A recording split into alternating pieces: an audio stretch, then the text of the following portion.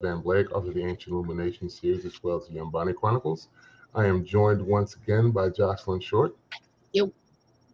She's a graphic designer, concept artist, and the creator of the Bearers comic series, which I hope is coming soon. We are also joined by Jordan Purnell Jackson. Hey, everybody. He's another graphic designer, illustrator, animator, and the artist on the Ancient Illumination, as well as Yambani graphic novels and comics. He also has Eve of Insurrection, Eve of Reclamation, and he did the Arrow J. Knight comic, Jericho's Bane. Today, we are getting into Secret Invasion, streaming now on Disney Plus, bringing back the man, Nick Fury himself, Samuel L. Jackson. Spoiler alert for anybody who has not watched that first episode now. So you can go watch it if you have Disney Plus and then come back. We're going to start off with the elephant in the room because since I have two artists with me and talk about what did you think about the all AI intro? It was ugly. It was ugly? Is that what you said? Not ugly. It was AI. It was not. We're not okay. Why did everybody be like it wasn't well executed? It was supposed to be intentionally AI. It's not going to look great. Jocelyn, you talk on that. You go first. You say it was supposed to be intentionally AI? It was AI. Well, I mean, it was AI, so that. I mean, it it was. But... See, I was optimistic, and I'm like, oh, they like recreated this AI style. This is so on point. It's thematically. No. And then I found out it was AI. I'm like, oh, well, they made it easier for themselves. They didn't spend the money to actually hire artists to redo all that stuff. So corporations do what they do. So. Yeah. And that's awful. That's awful. And it didn't look good. No, to me, it didn't look good. It like if they would have hired the VFX people and paid them the money like they should have, it would have looked better. Mm-hmm. But true, it would have looked way better, but it would have looked better. It was what it was. I just think it's really wild. Somebody I saw online made a good point about this, is that the fact of the matter with AI is that it's a conglomerate of a bunch of artists' artwork on the internet that it's pulling from. And so because of that, they can't actually copyright, like they don't own that intro. Like they can't copyright that intro because it's using just like millions and millions of artworks combined together that they don't own. So Marvel, that's like ownership that they've just kind of given away because they were penny pitching here for whatever reason. Yeah, and it seems more egregious in the current times we're in, especially because we know they have the money, number one. Number two, we have the writer's strike going on where the spearhead of that argument is the use of AI in creative endeavors. And it seems like amongst the strike, we're also going to hit out at everybody else and use AI to do this intro when we've not done that for any of the other previous shows or movies. Yeah. It was funny because there were some angry people on Facebook like, they're spitting in our face. Like, damn. they were really heated about it. But I kind of understand because, like you said, it's not giving credit to whoever has the original images that this thing just mashed up into this conglomerate of images and animatics that they use for the AI intro. And so there's that aspect of it, the thievery of it, and the fact that you just didn't want to pay the money when we all know y'all got deep pockets. Yeah, and it's crazy because you look at the intro and like it looks like it could have been really interesting had they just hired the people. Like I could see where they were trying to go with the intro. It just looked not as good because with AI, everything looks unfinished, and it's not even a circumstance where you look at that intro and sometimes with AI, like AI has evolved a bit where you have to look kind of close and people can't tell necessarily that stuff is unfinished or stuff is wonky. Like you look at this intro and stuff is very much wonky. Stuff is looking very, very crazy. And even if, like, say the intent was to replicate, an AI thing to go with the theme of the show, they didn't even have to use AI. Like they still could have like used real VFX people to like create this kind of distortion and shape-shifting element without like using actual AI. which is quite frequent in this current iteration of it. So, Great. in my opinion, so yeah. Some would argue too, because of the changeling nature of the scrolls themselves, which are heavily featured in the show, that was why they did it. But I don't see that as a valid argument for it. Yeah. Am I the only one who sees it as a valid? You see that? Am I the only one who sees a valid argument because we're trying to hold corporations to a standard that like is unrealistic because they're not gonna prioritize human beings. That's just the world we live in. So I'm kind of like. But you should still fight. You should still say something. You should not give up your power to corporations. I make the content that I make. That's I'd have to boycott the show if I were going to make that statement. But they did what they did already. I'm already watching the show. I never got my viewership. It's a little too late now. But let's get into a little bit of the story. They start us out with who we think. Like I said in the intro, spoiler alert, if you have not watched the show, there's only one episode out, and we got to talk about it. We see who we think is Agent Ross going to meet another agent somewhere in Russia. We found out later that they're in Russia, and they I forget the actor's name, but he's a guy that was in Game of Thrones that had the flame sword and the eye patch. That's giving like this monologue about distrust, which seems to jive right along with a lot of things that's going on in our real life society with the misinformation and not knowing who to trust and what to trust, what sources to actually believe. And Agent Ross is meeting with this dude, and he reveals that there's a Skrull conspiracy. He sounds like a crazy conspiracy theorist, linking all these terrorist acts around the world. And Agent Ross is just sitting there like, this is just business as usual. There's nothing unusual about this. Now you're trying to ascribe this to one agenda that's going on across the world. And he's like, what about Nick Fury? He's like, that's the only contact the Skrulls have. And he's like, well, I can't bring him out of space without some type of proof. And of course, he goes and pulls his proof out, and they end up squabbling. And he kills this agent.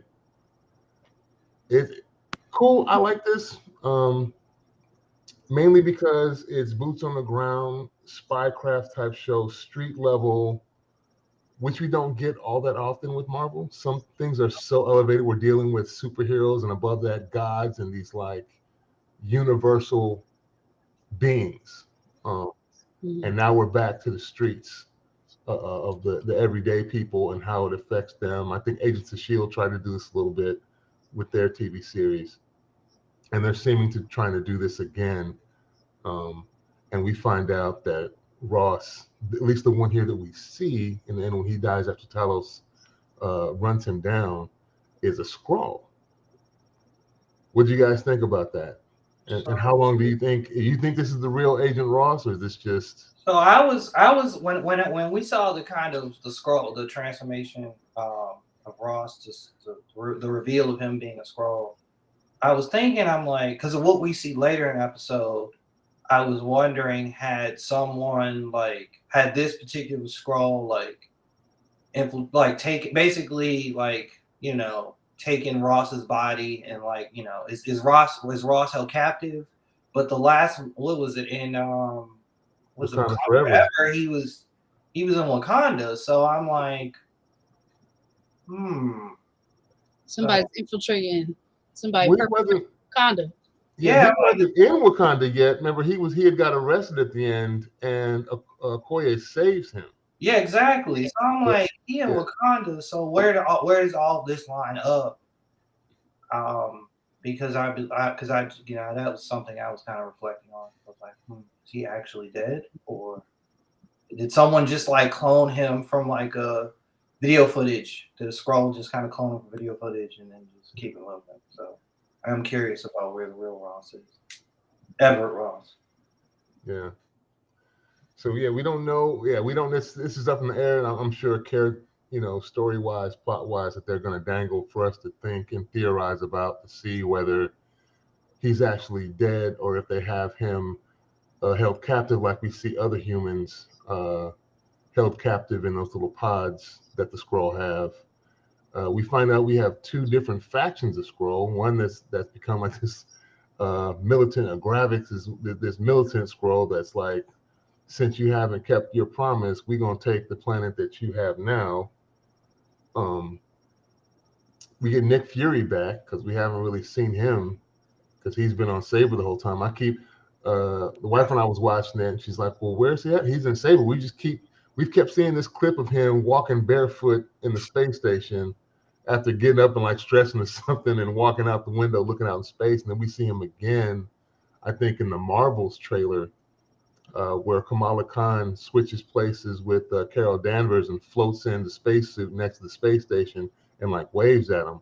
But other than that, we haven't really seen Nick Fury, at least not the real Nick Fury, because we have seen Talos and Soren disguised as Nick Fury and Agent Hill on Earth while he's actually up in space. But now we finally get him back on the ground. Nick, I think they're pushing this like you're over the hill thing a little too much, and we're gonna get to see Nick Fury show up. That's just me in the back of my mind thinking. That seems to be their angle. Look, you're too old for this fight. You washed, Nick. Yeah, you washed basically. You're not the same no more. You need to basically hand the torch over to somebody who's ready to do this. You're not ready to do this no more. My boy's back is aching. He's limping. He done got rid of his iPad. Struggling to shoot people. I don't know what's going on, Nicholas J. Fury. Just struggling to shoot people. What's going on? Homegirl from MI, what is it? The British intelligence. She was saying he was washed. Like, you let my men catch you. Like, clearly he wanted to be caught. It was quite obvious. But yeah, that was also really funny scene where like she mentions like, yeah, we got a sighting of a black man in Russia. It was either him or Paul. Was it Paul Robeson? And I'm like, dang. I was like, I figured that was gonna happen. I'm like, yeah, you're the only black man in Russia. They don't know who you are. Even Talos tells him when he's like, I gotta take a walk. He's like, you gonna walk around at night in Russia? You gonna stick? He didn't say it's because you're black. But he's like, you're gonna stand out. You're gonna stand out, yeah. Hill tells him basically he's not ready. The MI6 agent tells him he's not ready, and also the miscellaneous Russian dude at the bar, which I think we know wasn't the Russian dude in the bar, tells him you're not the man you used to be. When he buys him a shot of vodka, and then he tells Agent Hill that how do you think we kept the Cold War from blowing over? Was me buying shots, and then we get the spook double entendre that was kind of funny. I don't know if y'all caught that. And she says, you can't say that no more. He's like, no, you can't say it. Yeah, I caught it. I remember there was a thing. Was it a book? The spook who sat by the door? Was that a book? Oh, yeah, I remember that. And I caught the connection immediately. I was like, ha. Yeah, I mean, I like people are definitely telling him a lot that like you don't got it no more. But I also kind of like that, he's kind of, and I don't know if he's playing everyone, but if not, I do kind of like that they're showing him having a real reaction to the fact that like he lost, with the Thanos snap. Like he, basically is showing like, no, I'm not really good after that. I'm not really good after being blipped and coming back. I don't really know what to do about that. Because also what that implies for Nick Fury is that he really doesn't have context anymore. Where is it maybe prior to the blip where they say that like he was 5 steps ahead of everything all the time. He doesn't have context anymore. He's been gone, and that's not to say you won't get filled in, but like because he was central intelligence for so many things, he does not have context anymore. So, unless he probably like, and then that's kind of fun to assume that like, what if he is actually 10, 15 steps ahead and he's playing these people by letting them believe that he is like, that he's just like not good. So that's fun to think about. So, we don't know. But either way, I like it both ways. Where like if he is like playing it true, where like he's really not good and he has to kind of get himself back to a point of like in his own kind of pocket of being on top of this stuff, then I'm all for that. I'm also for him being 20 steps ahead. I don't know what is happening with this lag. It's very crazy. But I'm all for him being 20 steps ahead. I'm for it both ways. Yeah. It's going to be interesting to see how this all plays out. Like I said, I do like the lower level stuff. This is a lot slower than a lot of the stuff we've used to watching from Marvel because of the different level that we're going to with this. But I think the Skrull insurgency is a bigger danger, I think, than a lot of the other. Than the Flag Smashers. Yeah, the Flag Smashers. Group. Yeah, because they can truly look and act like nearly anybody. And we see here what they're doing is they're taking high positions in society, replacing them so they can actually move chess pieces themselves. That was, I think, a kind of an analogy. They kept bringing up chess. And it's even in the intro, the chess pieces, where the chess pieces were actually morphing from like a knight to a bishop to a queen and king. Like they were, that's what the Skrull are pretty much doing. And Gravik is like the spearhead of this movement. He's not the newest member of the council now. They've kicked Talos off. And we see that Talos has some family issues that's contributing to all this, as well as Nick Fury, I think, feels responsible, albeit because of the snap, that he hasn't held to what, he hasn't kept his promises made to the Skrull by finding them a new home. And so he probably feels like this insurgency is his fault, because he knows the main players, at least on the top level of the Skrull. I think it's kind of cool that they're hiding out in a nuclear base. They didn't say exactly where. They made it seem Chernobyl-like, but I know they don't want to probably mention Chernobyl specifically because they don't want to be insensitive to what's actually happening in the real world. But they are not affected by radioactive elements like humans are, so they can safely hide in these places without worry that someone's going to come seek them out there. What were those people called in Fallout? The oh God, you know exactly what I'm talking about. I haven't played my game, and that's my game. Are we talking about like the irradiated people, like the ones that? Yeah. Oh my God, ghoul? Were they ghouls? Yeah. Yes. They were dusty. So they were. Yeah, in Fallout 4, this I feel this area was underutilized in Fallout 4. We're gonna get back on track. I just want to talk about this real quick. But in Fallout 4, there's an area that is like, it is like at the very bottom of the map, completely irradiated. Like the whole place is like neon, bright yellow and green and just toxic. You can't go there without a raid suit, a rad suit. And the people who live there are ghouls. Those are people who are able to survive the fallout, that don't look human anymore. They look like just zombie ghosts, but are still just like people. That reminds me of them. I just wanted to bring I don't know if they're gonna go that deep with it as far as that. I think they have enough elements, but it would be funny if they did have some people that get close and get affected.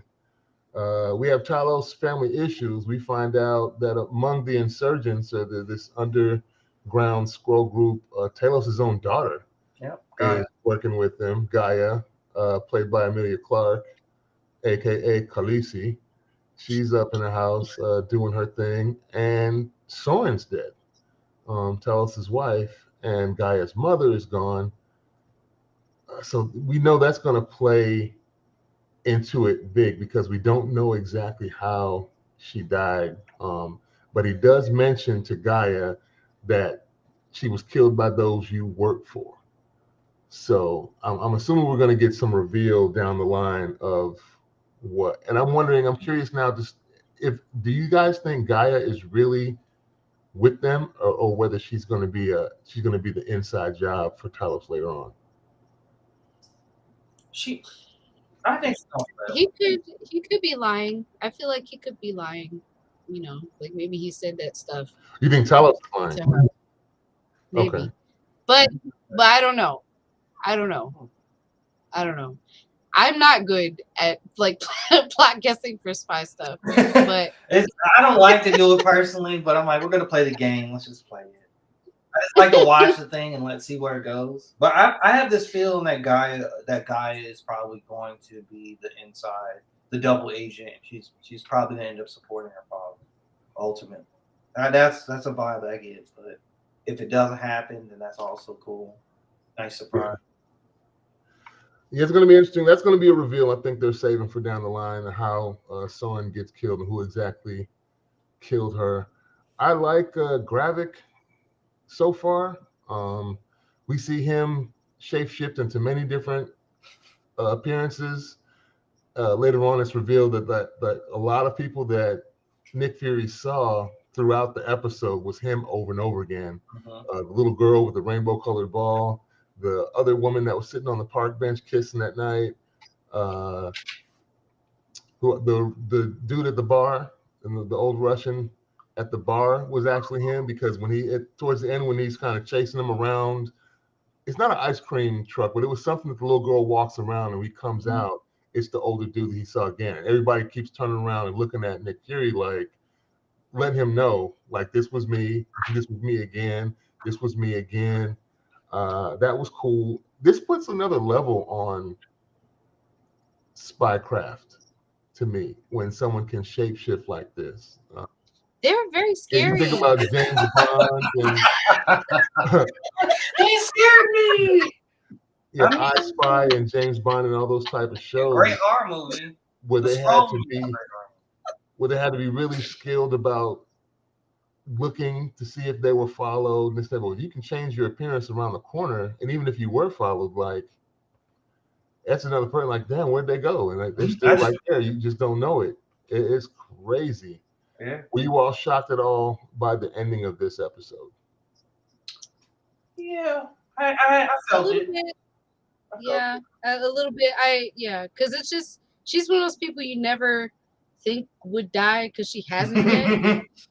But that's more reason for her to die. I felt it, but I don't know, something about it, and we don't know yet because I just feel like there's more to see. There it is. But something about it feels wasted. Like, I feel like, I don't know. I feel like she's somebody, because, like, I don't know, she's just a person. I just feel like, all this whole stuff die at some point. Like, she can't stay living. It's too much going on. So it's fine if she dies. I'm cool with her dying. It was bound to happen at some point. But I just kind of feel like, I hope it's not wasted. It feels wasted right now. I feel like she maybe deserves a better death. So, well, it leaves us guessing as to what that "it was you" from her means to Nick Fury. Is it accusatory, like, it was you that shot me, or is that you? It was you, a warning that there's another you, or that he looked like you when he shot me, type of thing. Like, we don't know.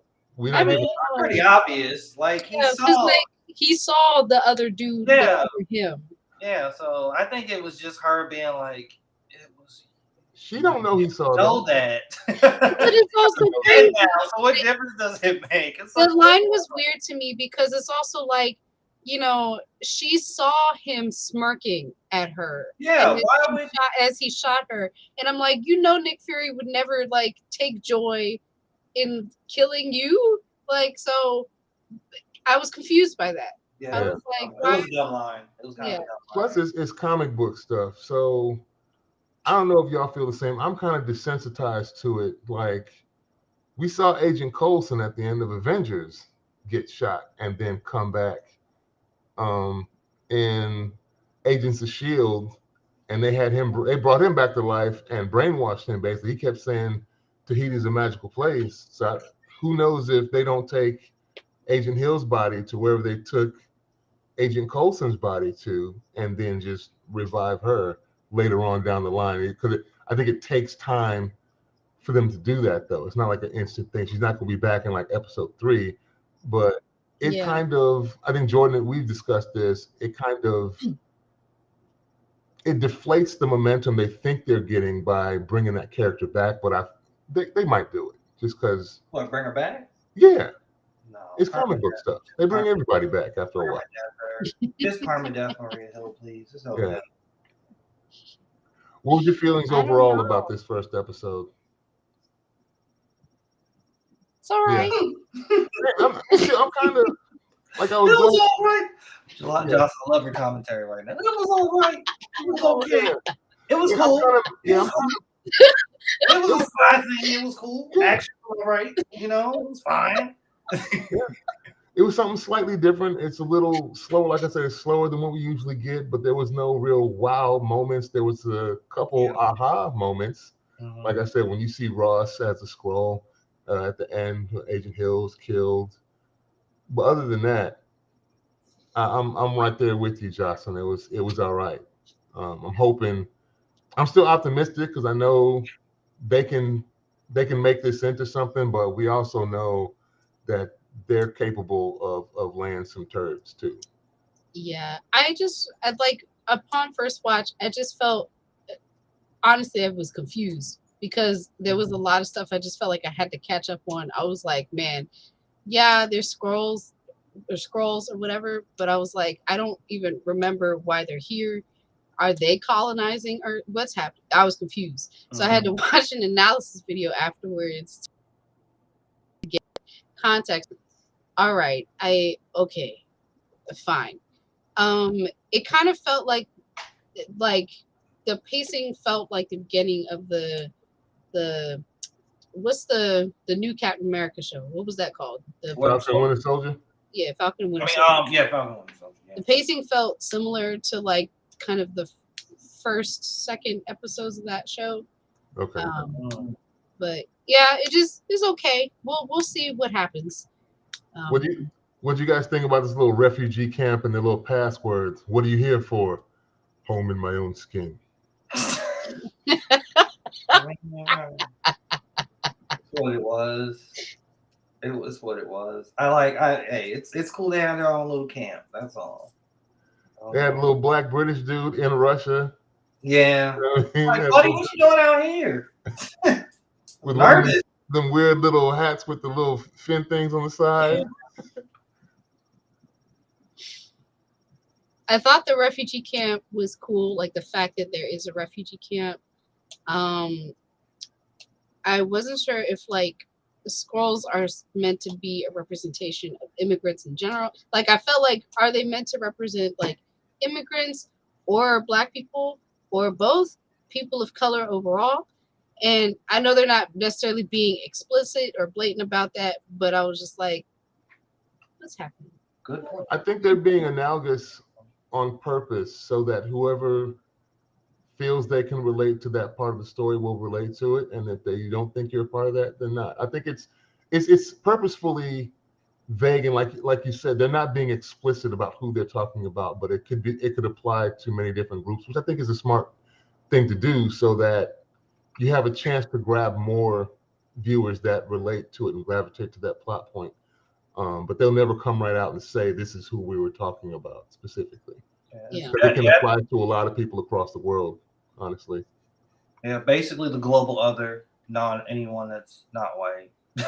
Like this one's for you. Yeah. Or it's not a part of the society you're trying to ingratiate yourself with. It doesn't even have to be white. Just whoever is trying to assimilate into whatever society, this kind of works for you. Yeah. It's all right. We'll see where it goes. You are you as meh on it as we are, Jordan? You didn't say. No. I was joking about Jocelyn, but I was actually on the same wavelength. It was just funny her delivery. But no. I think it was. I mean, it was a cool episode. I enjoyed the fact that this group was way more militant and organized than the Flag Smashers, because I immediately thought of them, and I'm like, oh, y'all like a better radicalist, but not like you're a better movement organization. Like I'm like, I like this. This is more of my vibe. I kind of wish I never saw the Flag Smashers. Well, their abilities give them a better modus operandi to infiltrate, though. I mean, but yeah, that's ability alone. But like, we parallel that to like, if we parallel to real life, it's like you can have sleeper cell agents in your organization. Like that's the way to go. Like that's how you do it. That's how you know you're real. Like I got sleeper agents all around the world. I'm like, yeah. So I enjoy how they operate. I can relate to. I also like that this organization has like both positive and negative sides. Like they clearly are trying to protect their people, and it feels genuine. They have actual sustainable community. Yeah. But they're also willing to do radicalist things like blow up buildings. So that was like, okay, Yeah, interesting. it's gonna be interesting how far they went with that because we do see them blow some stuff up at the end there and see what the casualty count is gonna be. Mm-hmm. Uh, we'll see.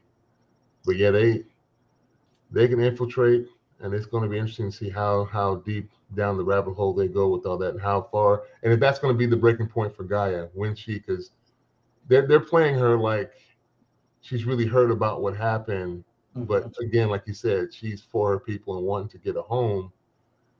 I don't know how you would jive that with just, well, we're just going to displace the people that are already here, though. Like, I hope wherever this story goes, they just keep consistent with who's supposed to be who. I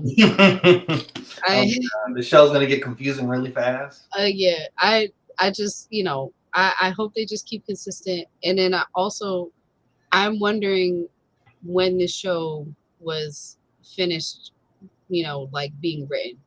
I'm wondering when the writer strike started, if the show was a part of it or if this was before the writer strike. I think this was before. It had to have been. Okay. Yeah. Gravix, I know, is probably older than Nick Fury because they age different. They're a longer lived species. But at first, when I saw a kind of light skinned brother, as I was like, let me find out Nick Fury been tipping and dipping with one of the.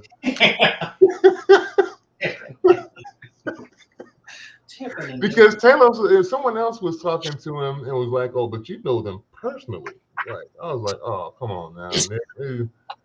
Oh, ridiculous! You're ridiculous. That's why Gravix is mad. Oh, that's your daddy. Like, really? That's the narrative we're gonna play? That would be low for Marvel. Really? I mean, I wouldn't be surprised. He's all that time in space. Okay, he spent all that time. Why you gotta be a deadbeat? Why you gotta be a deadbeat like that? We wouldn't know. I don't want that. I don't want to think about that. I'm gonna be upset. I'm gonna be upset. Be disappointed. Like we've never seen Nick Fury have any interactions with women for the most part, and now you throw this at me. Great. That would be hilarious, though, if we find I out. Hope not. I hope Marvel doesn't They're not gonna do it. Deadbeat dad for no reason. For no reason. Come on. We don't need it. Well, the timeline would be. I know it's not going to happen, but it's a funny idea. It's a hilarious, messed up idea. Yeah, because it was funny. I was just remember when they were talking about Talos was basically saying he was middle-aged now. He's like, "What'd you get for your midlife crisis?" And he was like, "The Avengers."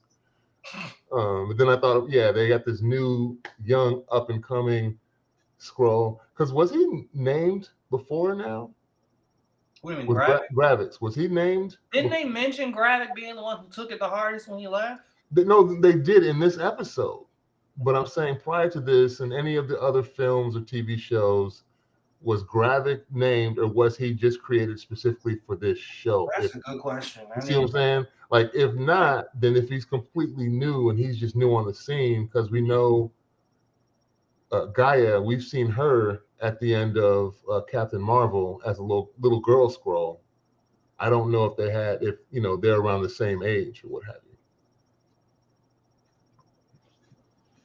So it'll be interesting. Is Gravik the guy who blew up the town at the end? Yeah, he's the one who had the detonator in his hand, okay. and he hit the button. Okay, got it. And shot. Yeah, they're saying he's new. They're saying, I keep saying something. Screen Rant saying he's a new character. Yeah. So he's completely new. That might be. Made him up. He just made him up. You might be Nick's boy.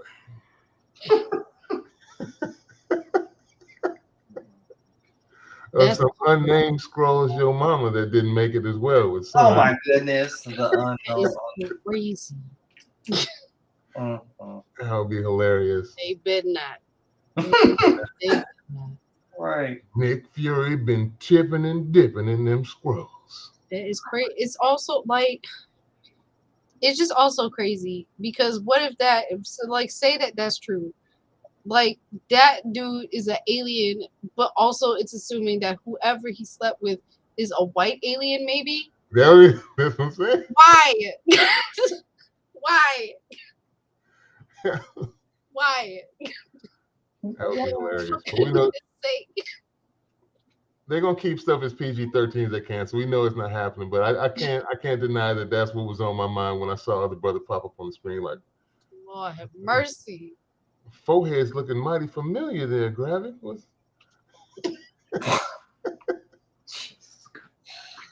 Man.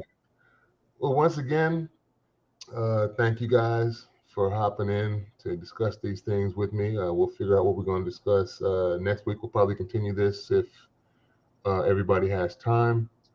If not, we'll get to something else. I have one lurker that's been on the live. We appreciate you taking the time out to watch us.